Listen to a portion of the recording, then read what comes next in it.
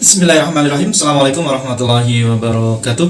Alhamdulillahirrahmanirrahim. Sahabat sekalian, untuk kali ini video kali ini akan membahas tentang manajemen keuangan ya ala Rasulullah SAW ya. Jadi inilah Islam, agama yang lengkap ya, tidak sekedar mengurusin semata masalah ibadah yang hablum minallah saja semata ya, tapi bagaimana Rasul juga mencontohkan ya, bagaimana hidupnya menata ya, keuangannya bagaimana, ekonomi berdagangnya bagaimana, juga dalam Islam itu dicontohkan ya, apalagi dalam berbisnis dan sebagainya, dalam berumah tangga. Pokoknya Islam lah agama yang sempurna dan sudah dicontohkan semuanya oleh Rasulullah SAW. Sebagaimana dalam firman Allah Subhanahu wa taala dalam Quran surat Al-Ahzab ayat 21, sesungguhnya telah ada pada diri Rasulullah SAW itu suri teladan yang baik bagimu, yaitu bagi orang yang mengharap rahmat Allah dan kedatangan ya hari kiamat, dan dia banyak menyebut Allah. Ini dalam Quran surat Al-Ahzab ya, ayat 21 ya, ada yang pada intinya ya, para nabi adalah teladan kita, contoh kita, uswah kita gitu ya. Kepada siapa lagi kita akan mencontoh ya yang sempurna ya selain hanya kepada baginda Nabi Muhammad SAW ya. Oleh karena itulah sahabat sekalian, pada kesempatan kali ini saya akan menyampaikan ya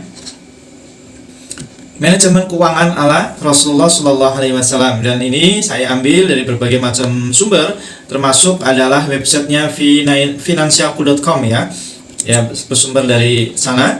Baik sahabat sekalian, Rasulullah SAW sebagai manusia ya, utusan Allah Subhanahu wa taala, Nabi memiliki banyak kelebihan yang dapat dilihat dari kebiasaan, prinsip dan tindakannya dalam kehidupan sehari-hari. Karakter ini harus menjadi panutan yang tentunya bisa untuk jadikan contoh untuk kita semuanya. Beberapa prinsip Nabi dapat diterapkan untuk mencapai kesuksesan ya dalam segala hal ya, mulai dari bisnis hingga manajemen keuangan sederhana. Mengelola keuangan membutuhkan keahlian ya, keahlian Anda sendiri ya, karena ini dibutuhkan juga ya niat dari sahabat sekalian, dari pribadi masing-masing. Mau pakai sistem manajemen keuangan apapun yang paling bagus, tapi kalau tidak bisa menerapkan ya dari pribadi sendiri ya nanti akan berat ya gitu. Oleh karena itu ya, di akhir bulan kalangan berpenghasilan tinggi terkadang harus mengkhawatirkan pelemahan ekonomi gitu ya. Sahabat sekalian, Rasulullah adalah seorang pengusaha yang sukses dalam usahanya. Hal ini didukung oleh keahliannya dalam pengelolaan keuangan ya. Nah, bagaimana Rasulullah SAW ya mengelola keuangannya? Baik, cara Rasulullah yang dilakukan oleh beliau yang pertama adalah beliau mengetahui pengeluarannya ya, biayanya dalam ya satu hari dan seterusnya gitu ya. Ya, jadi tahu detail pengeluarannya ya. Ketika beliau mau perang pun sama ya, jadi beliau yang dibutuhkan berapa gitu ya, bahan bekal dan sebagainya, beliau itu ya bisa tahu semuanya pengeluarannya ya. Anda benar-benar perlu tahu ya, jadi kita semuanya sahabat sekalian perlu tahu ya kemana uang kita semua itu pergi gitu ya. Yang harus jadi prioritas adalah kebutuhan penting ya, dan berhati-hatilah untuk tidak membuang uang ya, uang Anda ya. Kebutuhan konsumen ya dipertimbangkan terlebih dahulu ya, tentu saja, tetapi tidak terlalu banyak ya. Jadi yang kebutuhan pokok dulu ya, misalkan kebutuhan makan dulu itu utamakan dulu ya, kebutuhan yang memang harus didahulukan. Bahasanya kalau dalam bahasa ekonomi ada kebutuhan primer, sekunder, ada tersier. Maka kebutuhan primer ini yang diprioritaskan terlebih dahulu. Rasulullah SAW bersabda, tidak seorang pun anak Adam akan memasuki hari kiamat sampai diminta dari 4 hal. Yang pertama, masa tuanya digunakan untuk apa? Masa mudanya digunakan untuk apa? Hartanya dari mana dan digunakan untuk apa? Dan ilmunya digunakan untuk apa? Ini sahabat sekalian, hadis riwayat Tirmizi ya. Jadi kita tidak akan beranjak sebelum kita akan ditanya keempat hal ini. Yang pertama adalah tidak seorang pun ya, kita beranjak sebelum ditanya tentang masa tua kita ya, masa muda kita, kemudian hartanya dari mana dan untuk apa. Kemudian ketika ilmu juga digunakan untuk apa pula, ini akan dipertanggungjawabkan di hadapan Allah Subhanahu wa taala. Makanya sebagai seorang muslim ya, mengetahui pengeluaran kita itu semuanya harus paham gitu ya. Ini manajemen yang diajarkan oleh Rasulullah SAW. Dari hadis ini kita bisa ambil banyak pelajarannya. Yang intinya kita harus hati-hati karena apa yang kita lakukan semuanya akan dipertanggungjawabkan. Jadi sahabat sekalian, periksa lagi apakah Anda benar-benar membutuhkan uang untuk tujuan ini. Karena menjadi melelahkan ketika kekayaan digunakan secara berlebihan untuk kenikmatan dunia. Ya, periksa ya. Jadi prioritasnya kira-kira kita mau beli apa dan sebagainya. Itu kira-kira memang itu kita penting enggak gitu, kita butuh atau enggak gitu. Atau ada kepentingan yang lain ya, yang memang ada pos-pos gitu ya. Itu yang lebih utama yang kita dahulukan daripada kebutuhan nafsu kita pribadi. Baik, itu yang utama sahabat sekalian ya. Jadi manajemen keuangan ala Rasulullah adalah kita mengetahui pengeluaran kita, biaya-biayanya dalam ya kehidupan kita gitu ya. Itu yang pertama. Kemudian yang kedua adalah menyeimbangkan ya, selaras antara pemasukan dengan pengeluaran ya. Ya, menyeimbangkan ini sahabat sekalian. Tip ya. Yang kedua adalah seimbang ya antara pengeluaran dan pemasukan. Langkah selanjutnya adalah menjadi pintar dengan uang. Jangan biarkan misalkan Anda sebagai seorang karyawan, gaji Anda melebihi ya penghasilan Anda ya, melebihi dari gaya hidup Anda. Gajinya jangan sampai ya gaya hidupnya melebihi dari gajinya. Artinya pengeluarannya lebih besar daripada pemasukannya. Jangan menghabiskan uang untuk hal-hal yang tidak perlu dan jangan mengutamakan gengsi, lifestyle-nya jangan diutamakan.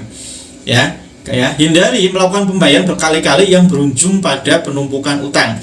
Ya, walaupun sekarang sahabat sekalian ya, yang namanya hutang ya, dianggap biasa, bahkan menjadi sebuah gaya hidup ya. Apa-apa utang, kalau beli cash bahkan kadang dipersulit ya. Nah, ini tentunya kurang bagus ya, karena dalam Islam kalau seandainya kita bisa cash, kenapa harus hutang? Karena Rasulullah SAW menyampaikan bahwasanya hutang hanya akan membuat kita malu di siang hari dan gelisah di malam harinya. Itu kata Rasul. Baik sahabat sekalian, yang selanjutnya adalah tips keuangan, pengelolaan keuangan ala Rasul ya. Setelah yang kedua adalah menyeimbangkan antara pemasukan dengan pengeluaran ya. Yang selanjutnya adalah tidak menumpuk harta sahabat sekalian ya, tidak menumpuk harta. Ini yang dilakukan oleh Rasulullah SAW, bahwasanya beliau itu tidak pernah menumpuk hartanya ya. Bahkan ketika ada apa gitu pada malam harinya memang masih ada, kemudian ada orang yang membutuhkan, beliau akan tanya ke istrinya gitu, masih ada nggak barang yang bisa untuk disedekahkan gitu. Jadi jarang beliau itu menginapkan ya kebutuhan yang pokok ya, artinya yang bisa disedekahkan itu di rumahnya. Itu yang dilakukan oleh Rasulullah SAW. Ya, itu tips yang selanjutnya sahabat sekalian, yang ketiga ya, tidak menumpuk harta ya. Dalam sebuah hadis ya, Allah Subhanahu wa taala berfirman dalam hadis qudsi, wahai anak Adam, berinfaklah, aku pasti akan memberimu ya rizki, memberi ganti rugi. Hadis riwayat Bukhari dan Muslim ya. Jadi sahabat sekalian, jika Anda menganggap itu tujuan Anda untuk mengumpulkan itu tidak berguna, pilihan lainnya adalah menyisihkan ya pendapatan atau uang untuk modal usaha atau investasi. Bahkan jika Anda seorang karyawan, Anda dapat membuat banyak jenis investasi dan bisnis gitu ya. Ya, itu salah satu keuntungan kenapa dalam Islam itu diajarkan untuk tidak menumpuk harta. Bahkan menimbun juga tidak diperbolehkan ya. Menimbun yang itu bisa mempengaruhi harga di pasaran, itu dalam Islam nggak diajarkan. Bahkan ini bisa dikategorikan bisa berdosa ketika kita menjadi pedagang kemudian kita menimbun ya barang dagangannya untuk menaikkan harga, itu dalam Islam tidak diperbolehkan ya. Itu jadi salah satu manfaat ya tidak boleh menimbun harta adalah agar harta itu berputar gitu ya. Nah, salah satu pendorongnya apa dalam Islam itu ya, karena ketika kita punya harta ditimbun terus, ya, salah satu paksaan dorongannya adalah dengan adanya zakat mal tadi. Ketika sudah mencapai nisab ya zakat mal itu, maka harus dikeluarkan gitu. Nggak boleh itu disimpan terus. Kalau sudah nisab harus, kalau sudah 1 tahun misal gitu ya, harus dikeluarkan zakat malnya. Ini membuktikan bahwasanya memang Islam itu bagusnya uang itu berputar, tidak ditimbun gitu.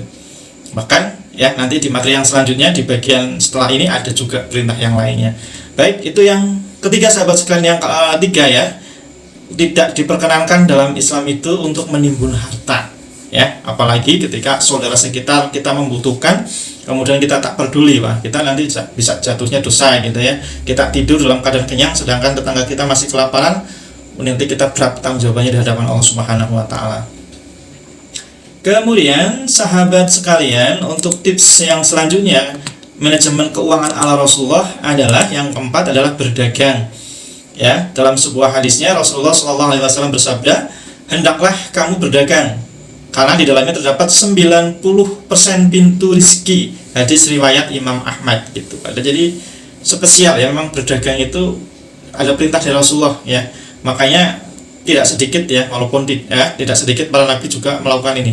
Walaupun juga ada nabi yang tidak berdagang juga ada yang jadi pegawai juga ada yang jadi pengembala juga ada gitu ya. Nah, khusus untuk Rasulullah ini ada perintahnya bahwasanya kita untuk diajarkan hendaknya kita coba berdagang gitu ya. Nah, karena di sana ada 90% pintu rezeki itu ada di dagang. Ya. Sahabat sekalian, kemudian yang terakhir ya, yang kelima adalah bersedekah gitu. Ya, ini tips keuangan ala Rasul itu yang kelima, itu adalah bersedekah. Nabi mengajarkan umat Islam di seluruh dunia untuk berbagi, terutama berbagi harta. Menurut hukum Islam, setidaknya 2,5% dari kekayaan adalah milik fakir miskin dan anak yatim. Ya, dalam sebuah firman-Nya, dan dalam kekayaan mereka ada hak orang miskin yang meminta dan orang miskin yang tidak mendapat bagian. Az-Zariyat ayat 19. Sekalipun kita berada dalam situasi keuangan yang sulit, jangan lupa untuk terus bersedekah ya. Karena menyumbangkan sebagian dari kekayaan Anda justru akan menambah kekayaan. Menariknya, menurut sebuah studi oleh Harvard Business School ya, Harvard Business School, semakin banyak orang bersedekah, semakin orang bahagia orang tersebut gitu. Ini hasil sebuah studi ya dari Harvard, bahwasanya semakin orang banyak bersedekah maka hidupnya itu akan semakin bahagia. Itu ya, ini riset ya, penelitian dari Harvard. Baik sahabat sekalian, itu adalah tips ya pengelolaan keuangan ala Rasul ya. Ada 5 sahabat sekalian. Yang pertama adalah mengetahui ya, tadi kita sudah mengetahui pengeluarannya ya, pengeluaran untuk apa, kemudian gunakan skala prioritas yang wajib dikeluarkan itu apa dulu. Kemudian yang kedua adalah menyeimbangkan, selaras antara pemasukan dengan pengeluaran ya, tidak boleh melebihi ya dari pemasukannya. Kemudian yang ketiga adalah tidak ada ya dana yang mengendap ya, tidak boleh menimbun dalam Islam itu ya, tidak boleh. Kalau memang ini untuk, kecuali memang untuk kebutuhan pokok, misalkan mau ada prediksinya ada bencana dan sebagainya, nanti itu beda lagi kasusnya. Kalau memang disengaja menimbun harta kekayaan, itu bisa jatuhnya tidak boleh. Kemudian yang keempat ya, tips ya kelola keuangan ala Rasul adalah dengan dagang. Usahakan ya, ada sebagai karyawan atau apapun, usahakan ya belajar berdagang kecil-kecilan ya, dagang apa gitu ya. Karena di situ ada keberkahan, ada pintu rezeki di sana gitu. Para sahabat pun banyak yang berdagang, dari Umar, Utsman, Abu Bakar juga sebelumnya beliau juga seorang saudagar juga. Kemudian apalagi Abdurrahman bin Auf ya, orang terkaya pada zamannya. Kemudian yang terakhir adalah perbanyak sedekah. Banyak sedekah, insya Allah selalu bahagia. Ini riset, tidak sekedar bualan semata. Baik sahabat sekalian, demikian ya kelola keuangan ya, manajemen keuangan ala Rasul ya, yang kami ambil dari berbagai macam sumber gitu ya. Semoga nanti bisa menjadi sebuah pembelajaran untuk kita, dan semoga kita bisa menerapkan kita dalam minimal lingkup kecil di keluarga kita ya, untuk memanage ya pengeluaran kita, keuangan kita ya. Insya Allah ya contoh dari Rasul itu ya contoh terbaik karena dari orang yang paling baik tentunya. Baik, terima kasih. Demikian ya meneladani keuangan Rasulullah SAW. Jangan lupa subscribe, like dan share, semoga bermanfaat. Assalamualaikum warahmatullahi wabarakatuh.